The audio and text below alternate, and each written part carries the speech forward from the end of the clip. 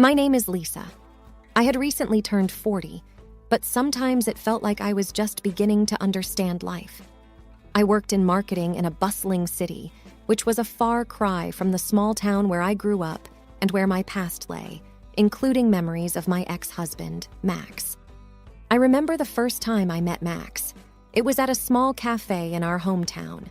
He had dark hair, a confident walk, and a smile that made me feel like I was the only one in the room. "Hi, I'm Max. You're Lisa, right?" he had said, offering a firm handshake that lingered a tad longer than necessary. "Yes, and you're—" I had pretended not to know him. It was a small town, after all. Everyone knew everyone. Max Harrison. I've seen you around. Wanted to come up and say hi."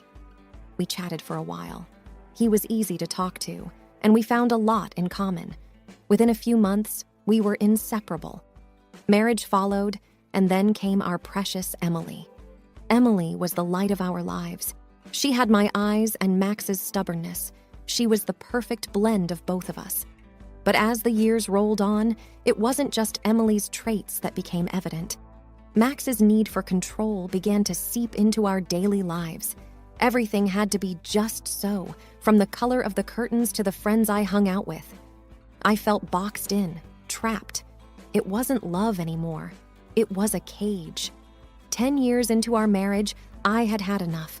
It was a painful decision, but I filed for divorce. Max didn't take it well. Neither did his mother, Clara. She had never liked me and made it evident with every chance she got. After the divorce, I moved to another city for a fresh start and a new job. Emily, being the teenage girl she was, chose to stay with Max. She didn't want to leave her school and friends behind. I understood her reasons, but it broke my heart to be away from her. We decided to connect every day on Skype. It wasn't the same as hugging her tight or braiding her hair, but it was something. One evening, after a particularly grueling day at work, I called Emily. The screen lit up, and there she was, her bright eyes shining, her hair pulled into a messy bun. "Hey, Mom," she greeted, her voice a welcome balm to my tired soul. "Hi, sweetie. How was school today?" "It was okay. Jenny and I are working on a project together." "Oh, and guess what? Brian said he might come to my birthday party." I smiled. "That's great, Em. And speaking of your birthday, any idea what your dad is planning as a gift?" She hesitated, her eyes darting away from the screen. I'm not sure. We haven't talked about it much." I felt a prickle of unease, but brushed it aside. Maybe she just wanted it to be a surprise. Little did I know, this was the beginning of a whirlwind of events that would change our lives forever. After our call, I couldn't shake the feeling that Emily was hiding something from me. She had always been open about her life, so her hesitance caught me off guard. As I got ready for bed, my mind raced with possibilities. Was she hiding a boyfriend? Was she struggling at school? The next morning, as I sipped my coffee, I decided to do a little digging. I logged into the social media platform where Emily and her friends were most active. Using my mom account, which was really just a profile I created to keep an eye on her without being intrusive, I scrolled through her posts and those of her friends. That's when I stumbled upon it, a post from Emily that made my heart drop to my stomach. It read, "I'm cool, my father will give me plastic surgery for my birthday." The comments below were a mix of shock, excitement, and envy from her peers. I sat back in my chair, aghast. Plastic surgery? She was only 16. I quickly grabbed my phone and dialed Max's number. "Max," I began, trying to keep my voice steady, "is it true? Are you really planning to give Emily plastic surgery for her birthday?" There was a pause, and then his deep voice came through, dripping with irritation. "Why do you care? She's with me now. You made your choice." "It's not about us, Max. It's about Emily. She's just a kid." "She's not a kid anymore," he shot back. "Besides, it's something she wants." I could hear the defensiveness in his tone. Did she tell you that? Or did you put the idea in her head? Before he could respond, another voice chimed in.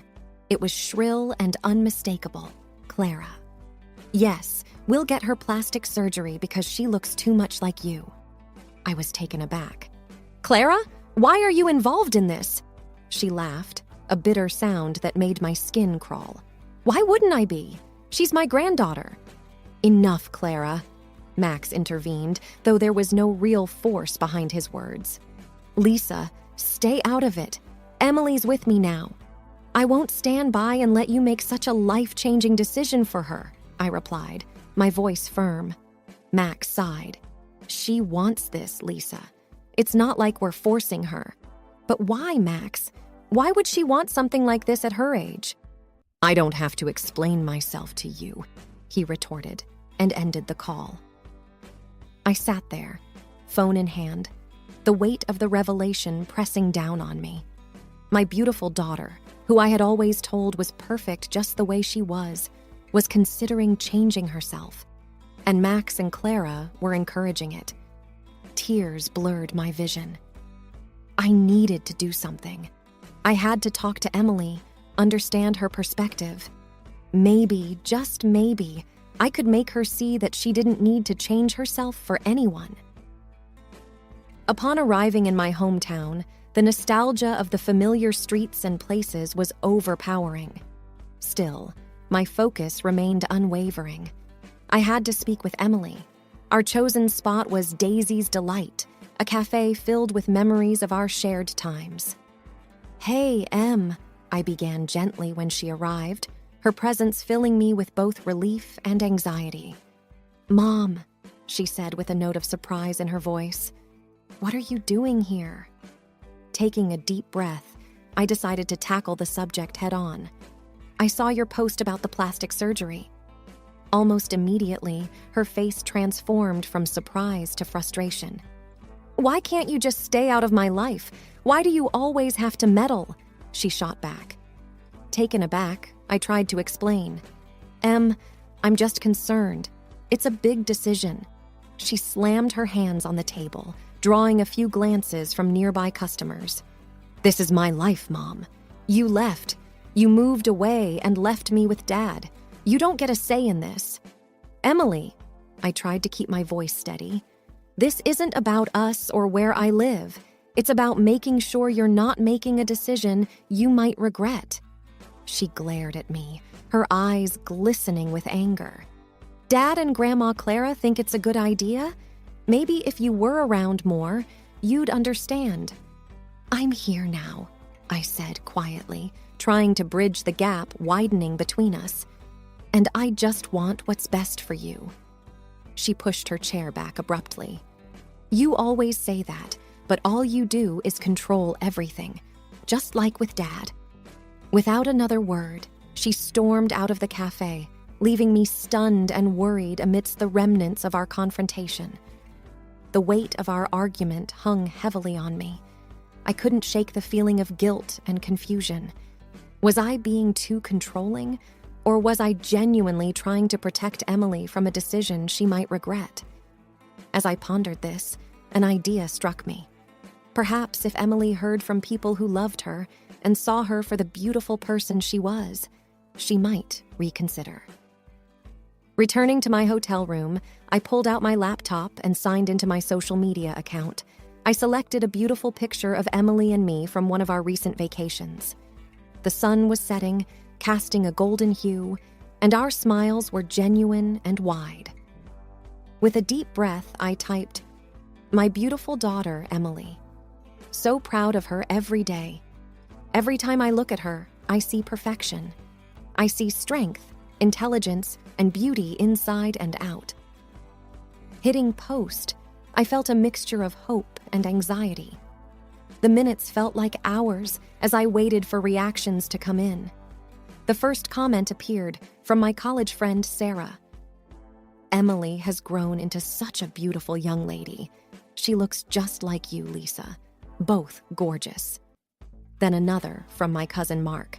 Wow, time flies. Emily's a spitting image of you when you were her age. Absolutely stunning. More comments poured in, each one praising Emily for her natural beauty, intelligence, and charm. Feeling a little better, I decided to call my best friend Jane for some advice. "Hey, Lisa," Jane answered. "How's everything?" "Hey, Jane, it's been rough," I began, explaining the situation. Jane listened patiently, then said, "You know, kids at Emily's age are often influenced by so many factors.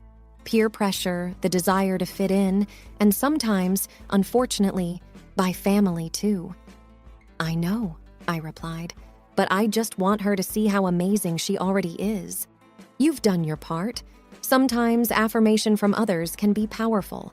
Let her see how others view her." And she was right. Later that evening, my phone buzzed with a new message. It was from Emily. "Hey, Mom, I saw your post," her message began, "and I read all the comments. It's a lot to take in." I replied immediately, "I just wanted to remind you of how many people love and appreciate you for who you are." There was a pause before she wrote back, "Thanks, Mom. I've been thinking a lot. Can we meet tomorrow?" Relief washed over me. "Of course, Em. Anytime." It was a small victory, but it was a start.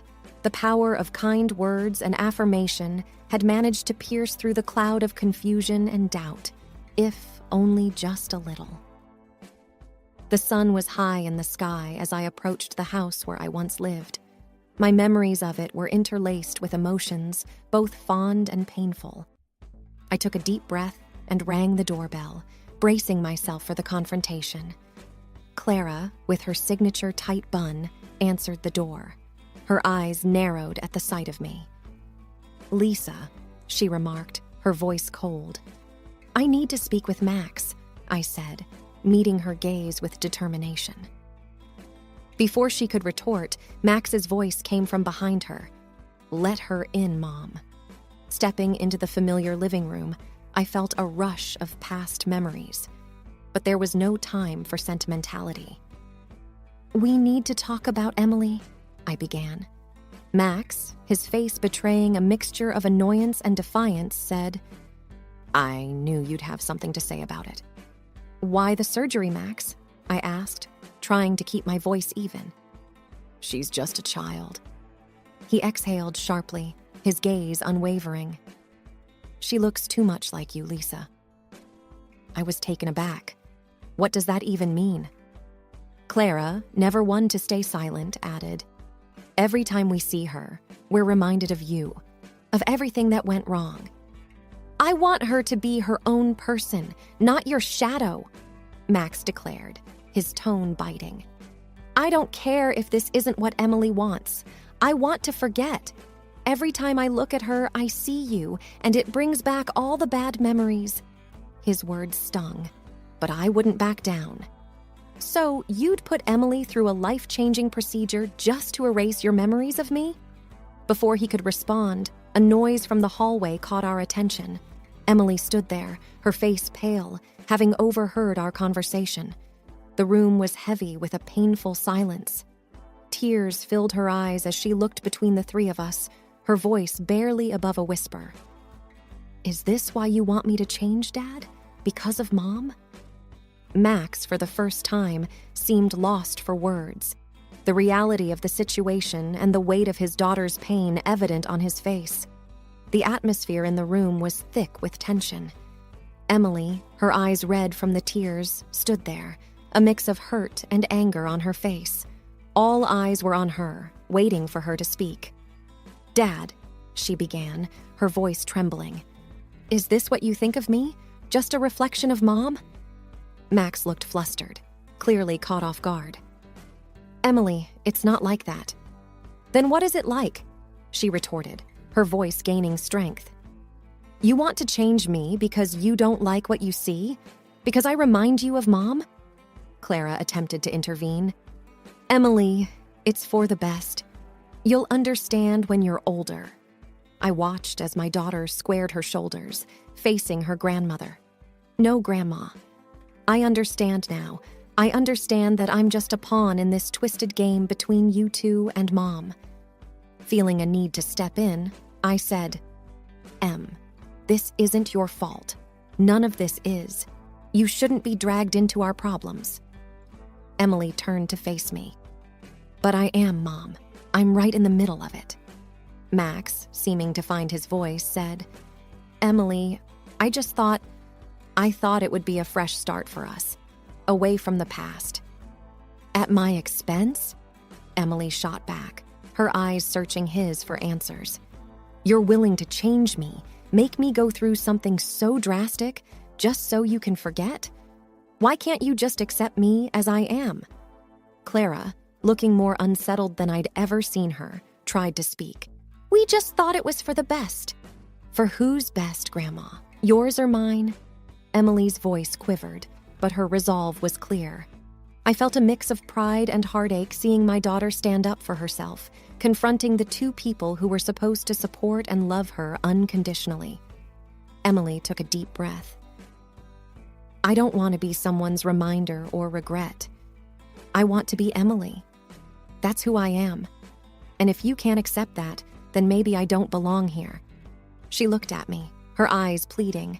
"Mom, can we go?" I nodded, moving towards her. "Of course, sweetie." As we walked out of the house, leaving behind the shadows of the past, I felt a mix of emotions. There was pain and sorrow for the family ties that were fraying. But above all, there was pride. Pride in my daughter, who had taken a stand for herself, asserting her identity in the face of adversity. A few weeks after the confrontation, I received an official letter. Max was taking legal action, intending to gain full custody of Emily. My heart raced as I read the document. The thought of losing my daughter was unbearable. I immediately reached out to a lawyer, Jenna, who had been recommended to me by a friend. "Jenna, I won't let him take her. Not after everything," I asserted during our first meeting. Jenna looked over the papers, her expression thoughtful. "Don't worry, Lisa. The court will always consider Emily's wishes, especially given her age." The day of the hearing arrived faster than I had anticipated. The courtroom was cold and intimidating. Max sat on the other side, Clara by his side, shooting me venomous looks. The judge, a stern-looking woman with gray hair, called the session to order. "We are here to determine the custody of Emily Harrison. Both parties will present their cases." Max's lawyer, a tall man with slicked-back hair, began, "Your Honor, Mr. Harrison believes that it's in Emily's best interest to remain with him. He provides a stable environment and is fully capable of supporting her." Jenna stood up. "Your Honor, with all due respect, this case is not about financial support. It's about emotional and psychological well-being. Lisa has always been there for her daughter, even after moving away for work. The decision to alter Emily's appearance was made without her knowledge or consent, which has caused a rift between the child and her father." The judge nodded, making notes. "What does Emily have to say?" Emily, looking both nervous and determined, stood up. "Your Honor, I want to live with my mom. I love my dad, but I don't feel like he sees me for who I am. He's trying to change me, and I don't think that's right." Max interjected. "Your Honor, she's been influenced by Lisa. She doesn't know what's best for her." I couldn't hold back. "Max, this isn't about us. Stop making it about our past and focus on our daughter's future." The judge raised her hand, signaling for silence. "Enough. I've heard enough. Given Emily's age and her expressed wishes, and taking into account the circumstances presented, I believe it's in Emily's best interest to reside with her mother." A wave of relief washed over me. Max looked defeated, and for the first time, Clara was speechless. As we left the courtroom, Emily hugged me tightly. "Thank you, Mom, for everything." I kissed the top of her head. "Always, Em, always." The court had spoken, and justice had been served. But more importantly, my bond with Emily had emerged stronger, untouched by the bitterness of the past. The days following the court verdict were a whirlwind. Emily and I packed up her things from Max's house, a process that was surprisingly smooth, with Max avoiding confrontation. As we packed her things into boxes, Emily came across an old family photo album. She hesitated for a moment, then handed it to me. "Remember this, Mom." I opened the album, looking at pictures from happier times, beach vacations, birthdays, and Christmases. "Yes, sweetie, I do. Memories, both good and bad, shape us." She nodded, her expression thoughtful. "Even though things have changed, these moments were still real, right?" I pulled her into a hug. "Absolutely. Every moment we've shared, every challenge we've faced, has brought us to where we are today." With her belongings packed, we headed to our new home. It was a cozy apartment I had rented in a nice part of the city, close to Emily's new school. As we arranged her room, the doorbell rang. Opening the door, I found Jane, my best friend, with a big housewarming basket. "Thought you two could use some treats," Jane said with a smile. Emily's face lit up, seeing the basket filled with her favorite goodies. "Thanks, Aunt Jane." As the evening settled, the three of us sat on the balcony, enjoying the city lights. Jane turned to me. "You know, Lisa, you've shown immense strength through all of this." I took a deep breath. It was tough, but I had to stand up for Emily, for us. Emily, sipping her hot cocoa, chimed in. "And I'm glad you did, Mom. It made me realize how important it is to be true to oneself." Jane nodded. "That's a valuable lesson, Em. One many adults take years to learn." As the night wore on, the three of us shared stories, laughter, and dreams for the future. The weight of the past seemed to fade, replaced by the promise of new beginnings. In the days that followed, Emily and I settled into our new routine. She joined a local art club, channeling her feelings into beautiful paintings. I took up a new job and began rebuilding our life, one day at a time. One evening, as I prepared dinner, Emily walked into the kitchen, a thoughtful look on her face. "Mom, I've been thinking. Maybe someday, when things have cooled down, we can try to mend bridges with Dad. Not for the sake of the past, but for the future." I looked at her, admiring the maturity she displayed. "We'll see, Em. Time has a way of healing wounds. For now, let's focus on us, our dreams, and the adventures ahead." She smiled. "Deal." Life was by no means perfect, but it was ours. Together, Emily and I embarked on a journey of rediscovery, of healing, and of hope. The scars of the past remained, but they no longer defined us. We had each other, and in the end, that was all that mattered.